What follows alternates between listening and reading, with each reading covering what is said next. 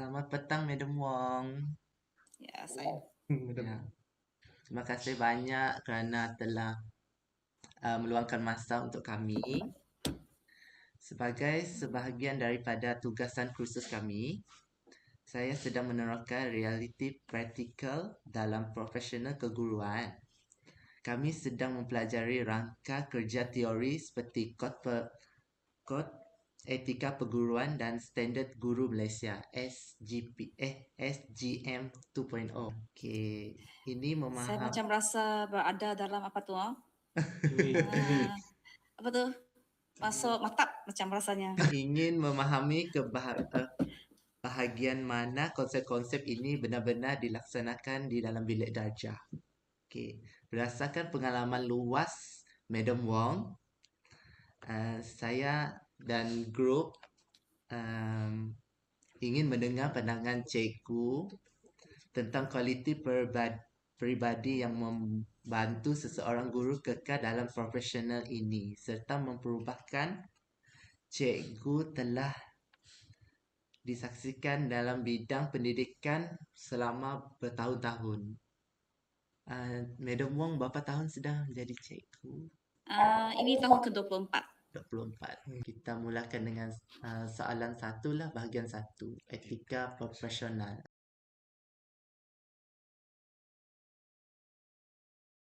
So far, macam mana kod etika perguruan Malaysia ini membimbing decision making teacher untuk balancekan tanggungjawab terhadap student dengan hopes coming from parents and pentadbiran sekolah. Actually, yang kod etika tu dia lebih kepada macam ciri-ciri seorang guru kan, betul? Okey, jadi kami mempunyai peranan yang berbeza. Tentulah kami bertanggungjawab terhadap Kementerian Pendidikan Pelajaran itu sendiri.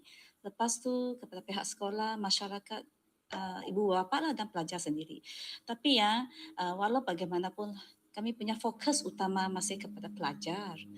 Maksudnya pelajarlah pelanggan utama kami. Itu macam kod etika kan dikeluarkan oleh pihak kementerian. Dia cerita tentang macam tanggungjawab kami kepada masyarakat, ibu bapa dan sekolah kan.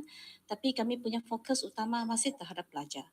Jadi kami hanya perlu berdasarkan kepada kepentingan pelajar, kami cuba imbangkanlah antara kesemua pihak. Sebagai seorang guru, kami juga government servant di bahagian macam di bawah Kementerian Pendidikan lah pelajaran ini. Jadi kami masih ikut arahan dan apa-apa saja digariskan oleh kementerian, termasuk kurikulum yang diberi, tugas-tugas yang diberi, kami ikut arahan. Jadi kementerian akan melalui JPN, PPD, lepas tu kepada pengetua akan bagi kami tugas-tugas lah. Tentulah kalau bisnes kami mengajar dan mendidik lah. Okey, itu fokus kami yang utama lah. Jadi yang etika keguruan tu maksudnya kami mesti bertanggungjawab terhadap semualah. Kami hanya perlu bertanggungjawab menjadi amanah dalam kerja, buat terbaik untuk pelajar lah. Itu saja. Itu saja. Soalan kedua.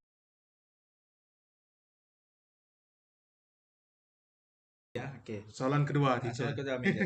Okay, so soalan kedua, boleh tak cikgu kongsikan satu pengalaman di mana mengekalkan integriti profesional atau menunjukkan tingkah laku beretika mempunyai kesan langsung yang dapat diperhatikan ke atas pembentuk saksiah pelajar. Boleh cikgu share tak? Sebenarnya kalau saksiah pelajar, tentulah guru salah satu daripada pihak yang mempengaruhi moral pelajar lah. Tapi secara umumnya guru perlu jadi role model lah. Dia jadi role model kepada pelajar itu sebab tapi contohnya cara berpakaian cikgu, cara cikgu bercakap, bersosial, semua itu akan mempengaruhi pelajar. Bermula dari cikgu pun salah satulah. Dia mesti dari segi dia punya sifat, dia punya macam mana dia bergaul dengan pelajar, dia mempengaruhi nilai pelajar itu sendiri. Jadi secara kerja cikgu pun itu sangat penting. Contohnya kami sebagai cikgu, kami pun ada permintaan terhadap pelajar. Contohnya siapkan kerja. Saya sebagai cikgu, saya memberi contoh, saya ajar matematik tambahan. Jadi bila saya buat langkah kerja, saya buat langkah kerja dengan sangat teliti, dengan kemas dan sangat cerewet. Hillary tahulah saya ni cerewet supaya pastikan mereka mendapat makan penuh. Saya bagi kerja, hasilnya mesti memenuhi apa yang saya mahu. Ya.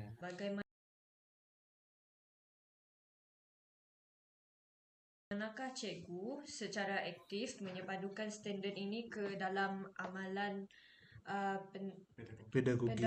pedagogi harian cikgu bagi memastikan cikgu memenuhi pelbagai keperluan pelajar cikgu? Okey, sebenarnya dalam pedagogi harian tentulah sebelum saya menjadi cikgu lah, okey, saya mesti berminat dulu. Okey, minat saya terhadap matematik itu sendiri. Okey, saya sangat suka matematik. Lepas itu saya inginkan semua yang tambahan pula saya sendiri memang suka jadi seorang cikgu lah, suka bersama dengan anak-anak lah macam itu. Coba bila masuk kelas saya coba mengawal saya punya emosi dulu. Okey, sebab kami perlu mengawal emosi dengan pelajar yang berbeza, saya baru dapat mengajar dengan lebih baik sebab emosi saya terkawal dan fokus kepada pedagogi hari itulah. Preparation itu mesti ada, mesti tengok juga walaupun cikgu tahu isi kandungan pada hari tersebut, tapi kadang-kadang kami perlu buat sedikit preparation sebab setiap pelajar berbeza. Saya buat ialah saya ajar soalan yang mudah dulu, lepas tu disuruh pelajar buat on the spot. Sebab matematik tidak macam subjek lain, dengar sahaja. Dia mesti dengar, buat. Tengok dan buat. Dengar, buat lagi. Lepas tu saya akan round-round, biasanya saya akan jalan dan tengok setiap pelajar lah. Memang saya akan tengok kerja pelajar. Kadang-kadang saya akan memang pinpoint on the spot apa kesalahan mereka. Tapi bila saya jalan, bila dapati terlalu banyak pelajar mempunyai kesalahan yang sama, keadaan yang kelemahan yang sama, saya akan suruh stop dan buat di depan. Okey, buat di depan contoh yang betul supaya semua orang mendapat mendapat pengetahuan yang samalah. Okey, kita sangat suka nak audit ataupun nak tengok untuk kena pasti mana kesalahan lah. Tapi ada orang masih boleh buat sebab dia cepat dan pantas belajar. Jadi untuk pedagogi itu memang hari-hari lah sebab macam itulah bela buat semua sebab untuk kami kan MAT ini kami menggunakan sebab sekarang ialah KSSM. Jadi kami berpandukan kepada DSKP sepenuhnya. Jadi bila kami buat macam itu, macam sepanjang pedagogi itu, kami macam cara mengajar akan sangat berbeza. Sebab mereka yang ada pernah terdedah dengan pedagogi ini, teknik pengajaran akan sangat berbeza sebab kita ada pelbagai jenis teknik mengikut kesesuaian pelajar. Tapi teknik itu mesti tengok juga subjeknya jugalah dan juga tajuk topik, tajuk mata pelajaran. Matematik tambahan sangat sukar buat pembelajaran macam yang inquiry penemuan sangat susah. Macam soal tanya jawapan agak mustahil lah sebab dia ialah sesuatu yang baru dan sangat susah untuk pelajar lah. Tapi kalau macam group work dan pembelajaran terbeza semua itu semua boleh pakai. Melalui pedagogi yang betul, pelajar dapat belajar dengan lebih banyak dan lebih baik lah sebenarnya.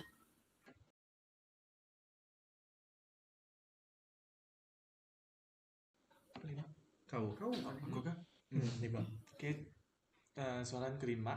Soalan seterusnya cikgu.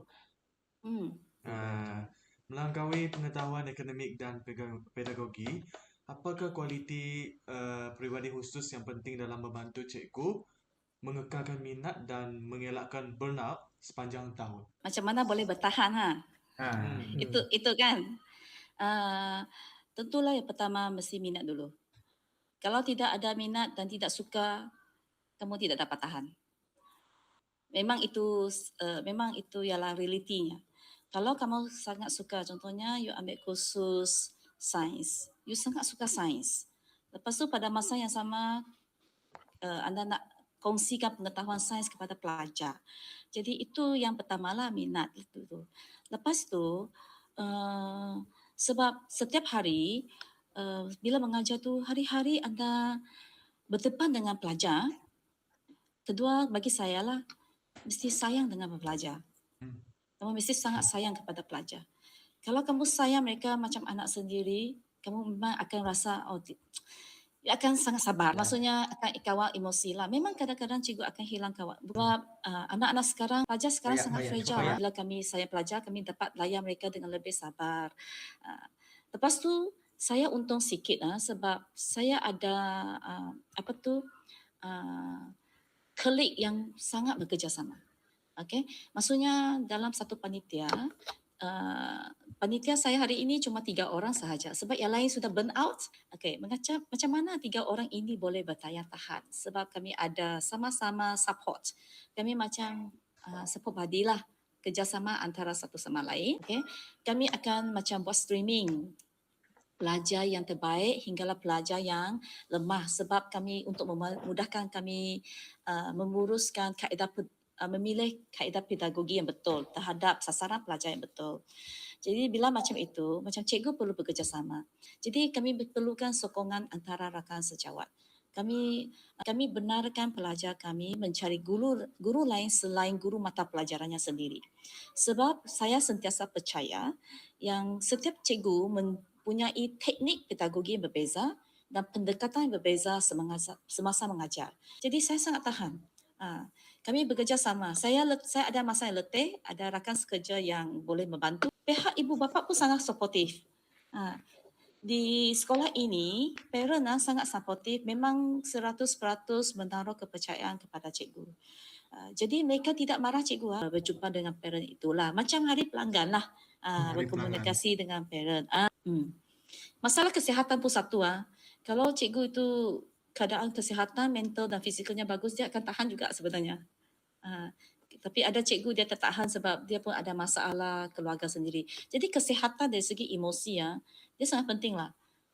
Kalau cikgu itu sendiri ada masalah keluarga dan tidak diuruskan dengan baik, dia terganggu. Maksud saya ialah macam pengetua especially dia macam kadang-kadang semasa dalam mesyuarat, dia akan secara lisan, dia cakap, saya tahu cikgu sudah berusaha.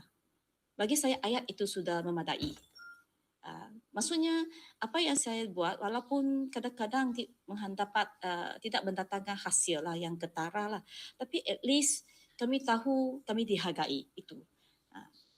Kata-kata yang pendek itulah sebenarnya bagi saya lah, dia adalah satu motivasi lah. Okay, so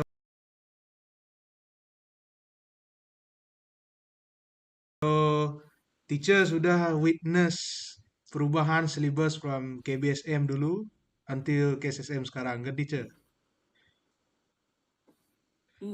So benda ni dia ada efek teacher punya lesson planning or the classroom management ke teacher so far? Kalau ikutkan classroom management tu tak ada beza sangat lah. Tapi kalau tengokkan konten, sebenarnya bagi saya lah yang sekarang silibus tu terlalu sangat menjurus kepada kebat. Terlalu sangat. Contohnya macam silibus sekarang kan dulu kita banyak macam lebih kepada latih to be. Soalan-soalan memang straightforward. Maksudnya pelajar tu pandai math sahajalah. Lepas tu walaupun dalam soalan exam mungkin ada soalan yang canggih sedikit ataupun kebat sendiri, pelajar masih boleh macam apply, buat aplikasi apa yang dipelajari dalam kelas dan konsep yang dipelajari itu dalam exam. Jadi dari segi susunan silibus tu dia sangat memang betul-betul perinciannya agak bagus sebenarnya. Maksudnya dia teratur, tidaklah sebarangan. Dia memang mengikut, contohnya matematik dan matematik tambahan tu dia memang ada kesinambungan yang sangat bagus. Memang cikgu pun penting, parent pun penting sebab parent sekarang ialah golongan muda-mudi yang orang kata yang 80-an, 90-an. Jadi cara mereka mendidik anak mungkin agak berbeza dengan orang dulu-dulu. Macam cara gaya bapa saya dulu kami di rotan. Tapi anak sekarang tak boleh di rotan. Sentuh pun tak boleh, jangan katakan nak rotan lah. Jadi sangat banyak benda yang mempengaruhi. Satu bagi saya ialah sebab tidak ada exam. Sebab itu saya dalam kelas saya sekerap buat short exam. Maksudnya apa yang dipelajari yang sebelum itu saya buat short exam untuk pastikan pelajar sentiasa bersedia dan dia betul-betul belajar lah. Sekarang semua latihan tulis esei pun semua guna AI. Cikgu Nahai semualah. Jadi pelajar sekarang dia rasa mereka tak perlu belajar sangat. Pelaksanaan dalam kelas itu pun di padang itu pun macam tidak terlaksana lah. Sebab kalau pelajar itu bernasib baik, dia mungkin dapat guru yang sangat bagus. Bagus dari erti kata, guru itu sangat berpengetahuan dalam subjek itu. Cikgu itu betul-betul ingin mengajar dan membantu pelajar dan betul-betul sangat sayang pelajar dan mengajar pelajar itulah, mendidik pelajar itu dengan baik. Bagi saya lah, di sekolah saya lah, kira okey lah cikgu-cikgunya.